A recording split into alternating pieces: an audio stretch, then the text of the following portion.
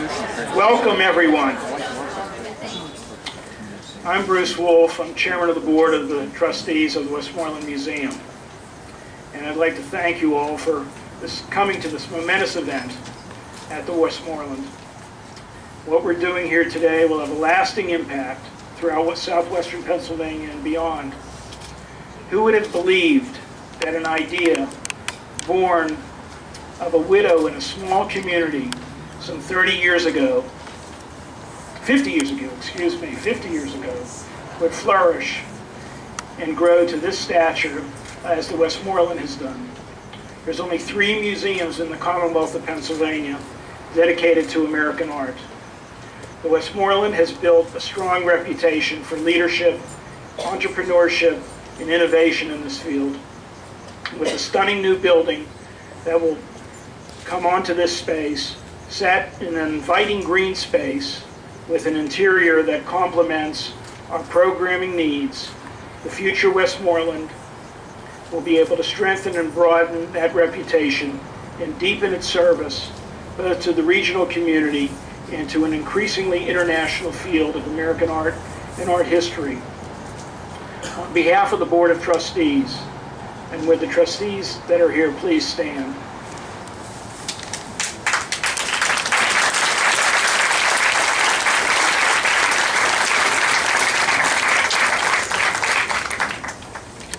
I want to thank all of our donors, especially the foundation community, all our members, all our friends and neighbors who have helped us to arrive at this point in our history and will continue to work with us to fulfill the goal of our campaign, Imagine What's Possible. Although none of this would have been possible without the wisdom, guidance, dedication, and hard work of an exceptional team of employees that operate this institution, led by a visionary leader who has managed for 20 years. Yes, this month is Judy's 20th anniversary at the Westmoreland as director.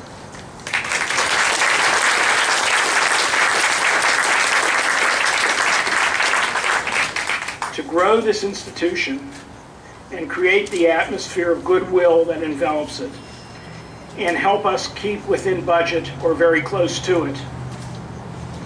We have some special guests, and Judy's going to introduce those who are here today to help us commemorate this event. But now it is my very great pleasure to introduce Pennsylvania's First Lady and Chair of the Pennsylvania Council for the Arts, Susan Corbett. Susan is a great supporter of the arts and was very instrumental in making the Drew Hines Lecture Series what it is today. So Susan, it is our honor to have you with us today, and welcome to Greensburg.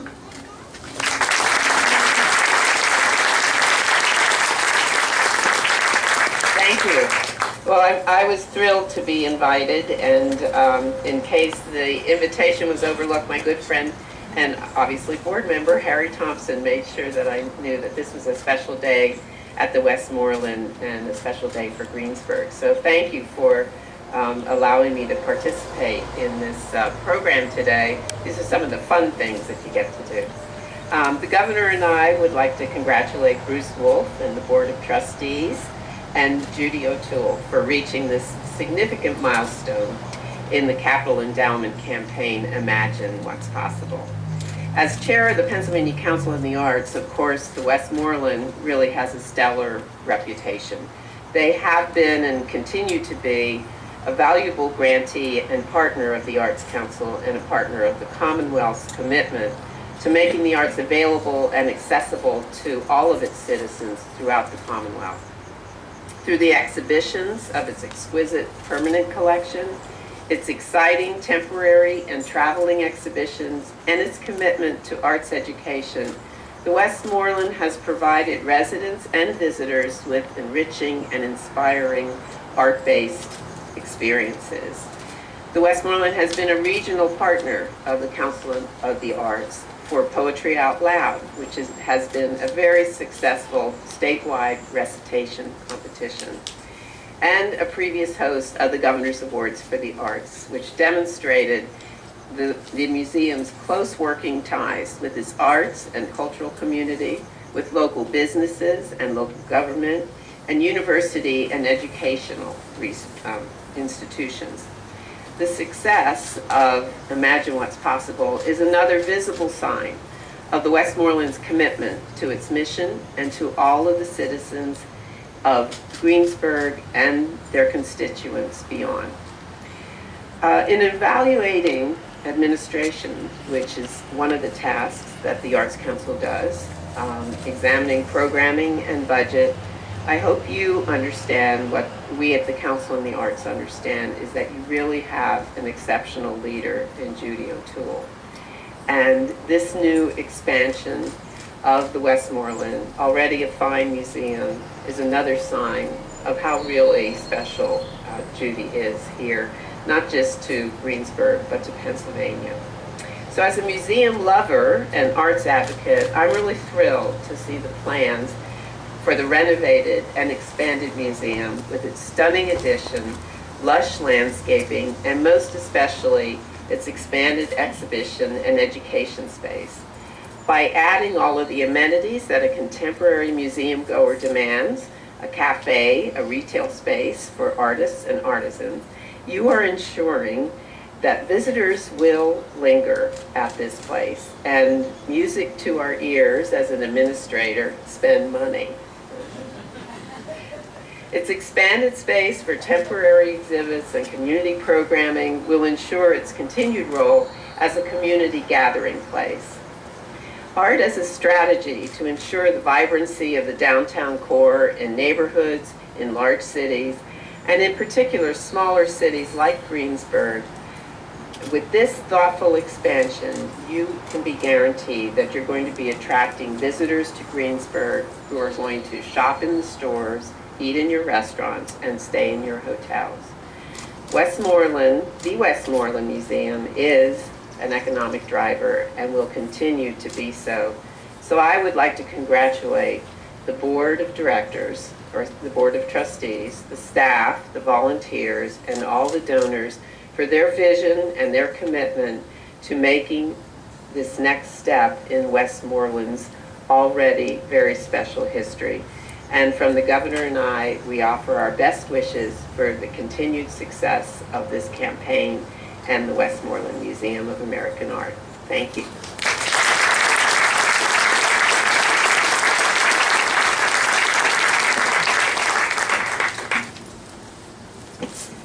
Thank you, Bruce. Thank you, Mrs. Corbett. Those were wonderful remarks. I am Judy O'Toole, director of the museum. And I also am so honored to have all of you here today to share this great moment with us. Before I introduce some of the elected officials who are with us, and we're very grateful for your presence here today, I'd like you to hear from our architects from ENIAD, Susie Rodriguez and Tim Hartung, who are here with us today, who will speak a little bit about the building, which will bring to fruition our dreams for the future Westmoreland. With them are two other members of the team, Colin Davis and Josh Frankel. Would you please stand and be recognized?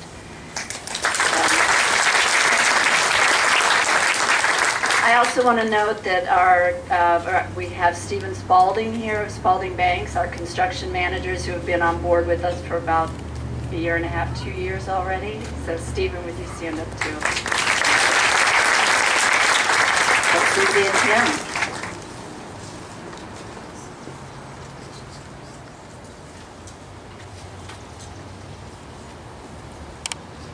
It's wonderful to be here today.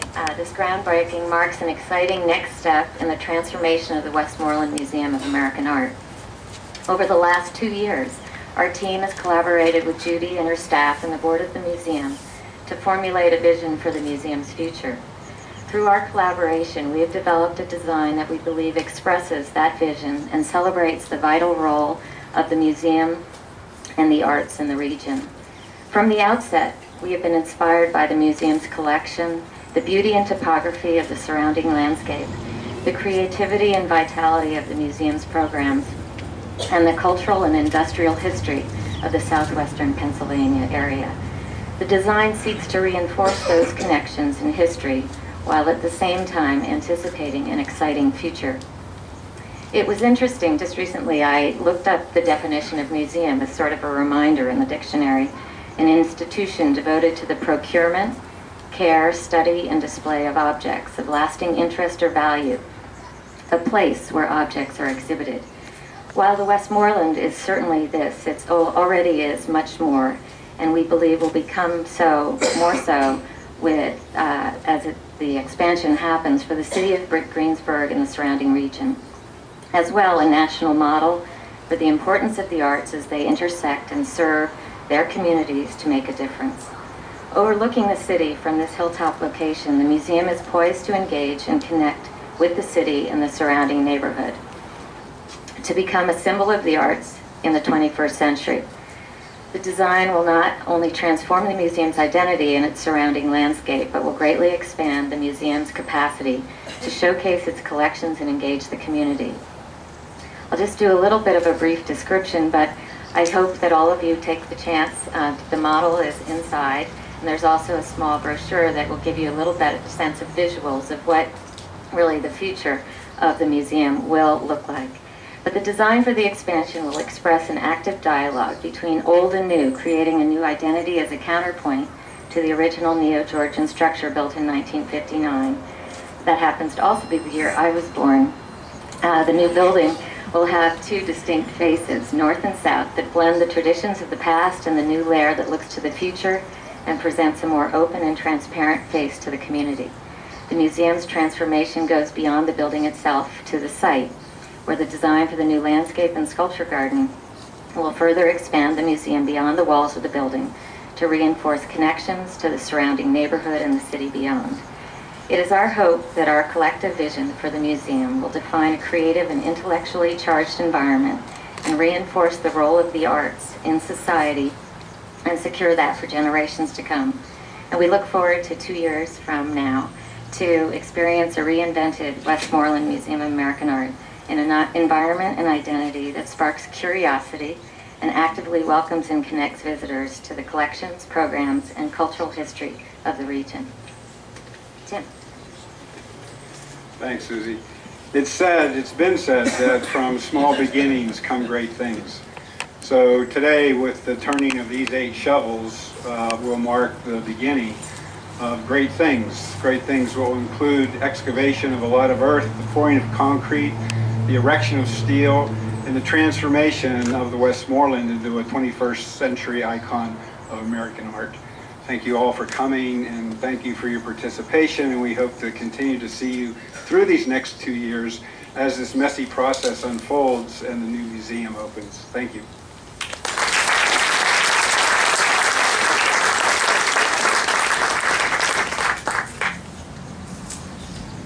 Thank you very much for those remarks. Next, we have Dottie Staffen, who is here representing Senator Kim Ward, who is a long-standing figure in the political life of southwestern Pennsylvania and has been engaged with the museum. So we're delighted to have you with us, Dottie. Thank you.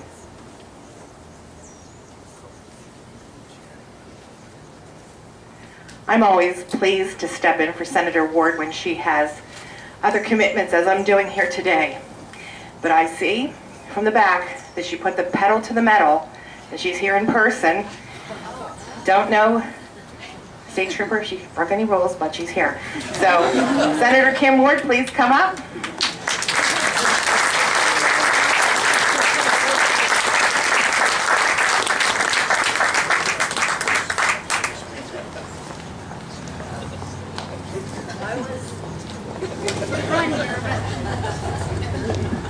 Well, I'm glad I said nice things about you. I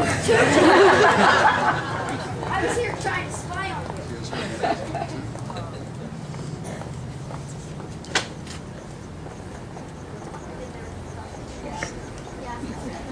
Okay, my heels are going to get caught in the grass. There'll be a good picture. Somebody can paint that. Well, it's very, very nice. I am so glad that I made it back today. We had a couple of different groundbreakings to attend, but this is truly an honor, and what a great job you have done.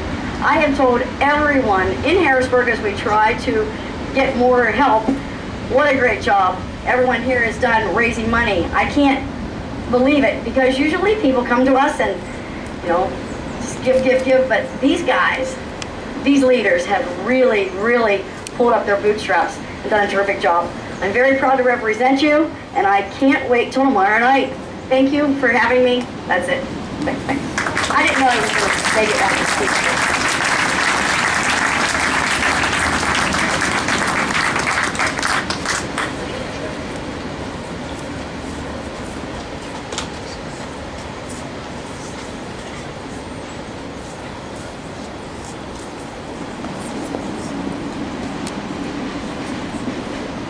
Okay, that has been my job of late, moving chairs around. So thank you, Kim. That's great to have you here in person.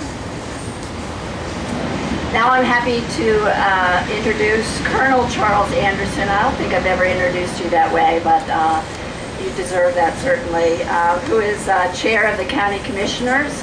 And I know Tyler Courtney's here, also County Commissioner, and I don't know whether Ted made it or not from the other groundbreaking, but we're delighted to have you here, Chuck. Thank you.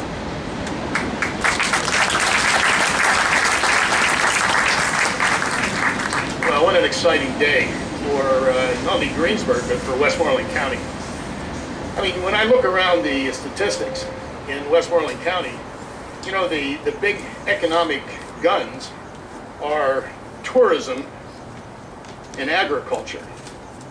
And this building behind us, and what the future holds for that, is going to be well, it is already one of the crown jewels of Westmoreland County, but it's even going to get better. So I'm really looking forward to a couple of years from now, and we can be standing here cutting a ribbon on this absolutely fabulous piece of real estate. This is really going to be wonderful. You know, the Westmoreland is more than a museum.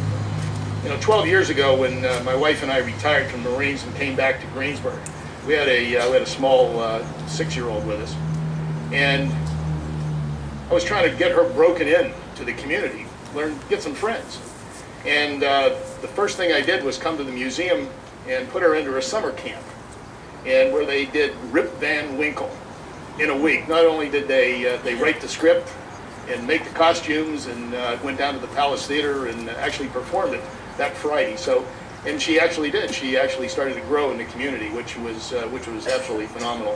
And then over the years, you know, watched the relationship bloom. So, so I congratulate you all, everybody that had a finger in this to make this all happen. And once again, I'm looking forward to the next iteration of this whole program. Thank you very much. Great to be with you.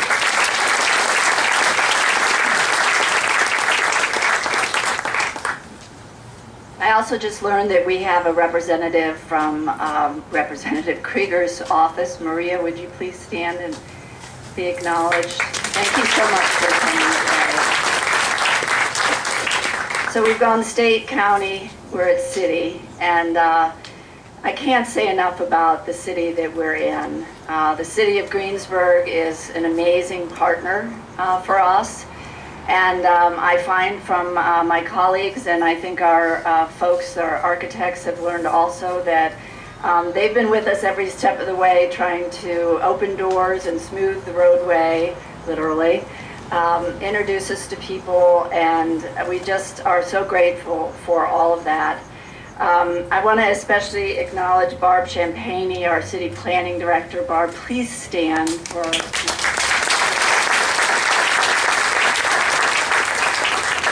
She came and spoke to the 5 firms when we were debating between whom to choose, and everybody dropped their mouths when she said, you know, we're here to work with you. We want to make the dream possible. And it was such a refreshing change from what they had usually heard from city planners, so thank you for that.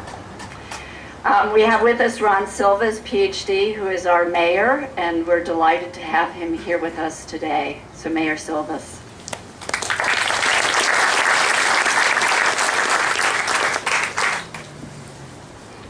Mrs. Corbett, Bruce, Judy, distinguished guests, I'm last.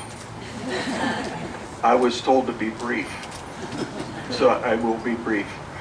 I want to give you 1 minute of history. 1 minute of history.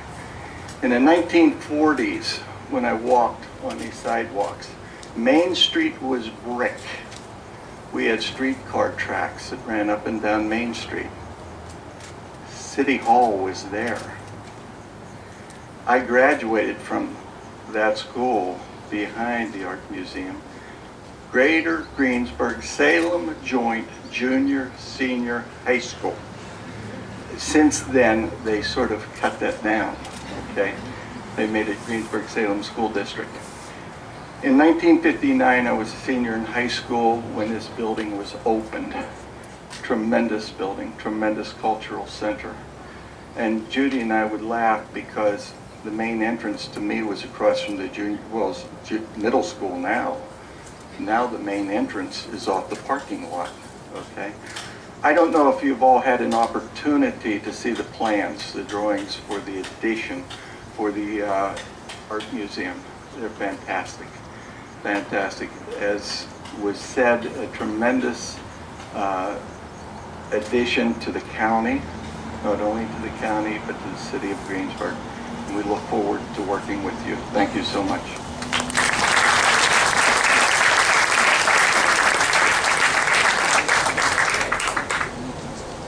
So actually, Mayor, I'm last. Well, I just have a few closing remarks about our exit from 221 North Main Street. All of us on staff felt different emotions as we packed up our offices and saw the collection leave the walls. These ranged from excitement for the future that we've worked so hard to bring to pass, to nostalgia for the past and the very productive years that we've spent in this building. Somehow we managed to carry on our day-to-day business and pull off this move at the same time. As the board learned today, we were a little messy about it, but we did manage to do that, and we are now pretty much settled at our temporary location at Art 30 Mountain View. I was pleased to hear Bruce mention the staff of this institution. Some of them are out in the public all the time and you know them, some of them are not.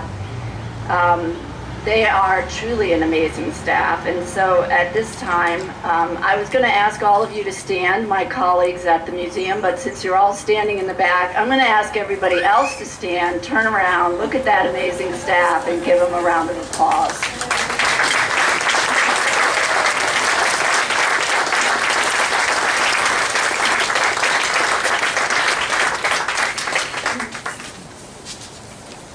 It has certainly been interesting emptying this building of its incredible contents. Among the files, we found some interesting documents which you'll find on display in the lobby. These include the daybook from the construction manager from the original 1959 building construction, which started out each day with the day of the week, the date, and the weather conditions, which I've learned is something that's still in practice today. Because if you pour concrete and the temperature is 30 degrees and there's a problem later, then you've identified where that first came from. So, but it has photographs of the process, and it's a great document to have. So everything from that to other kinds of files pertinent to the museum, but we also found a dance card.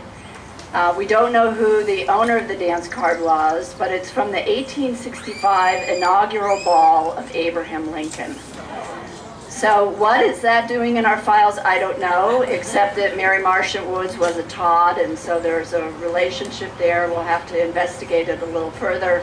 We have all the names of the gentlemen with whom she danced, including a young man named Willie, who had 4 dances, I think, in a dance card.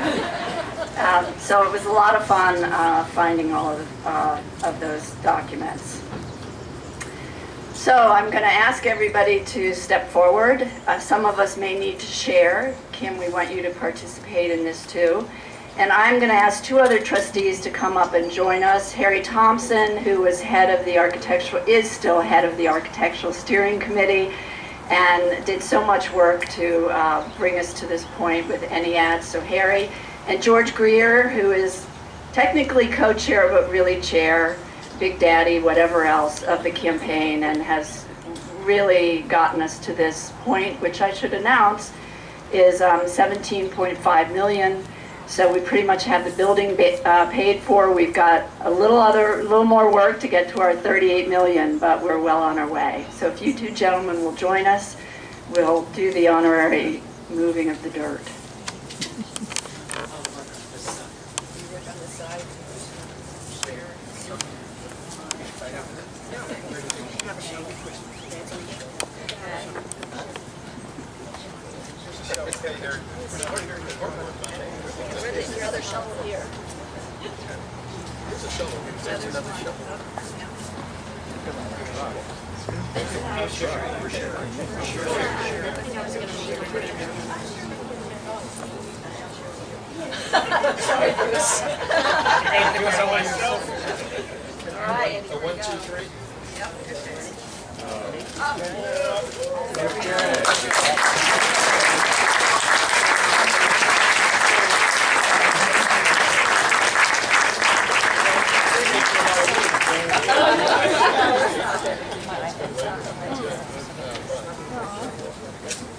So I would just like to remind everybody about Saturday's Wrecking Ball and after party, where you'll be able to do everything that we won't normally let you do within the museum. You can still buy tickets at the door if you don't have them. It'll be a night of great fun. I want to give special thanks to Seth Rupert from the Latrobe Art League, who decorated our shovels so that we had some artistic shovels and not just anything ordinary for this. And also to John Marcian, I screwed that up, I know, John, but for your wonderful music that enhanced this afternoon. So I invite all of you into the empty museum for sandwiches, cupcakes, and lemonade. Good cheer. Thank you so much for being here.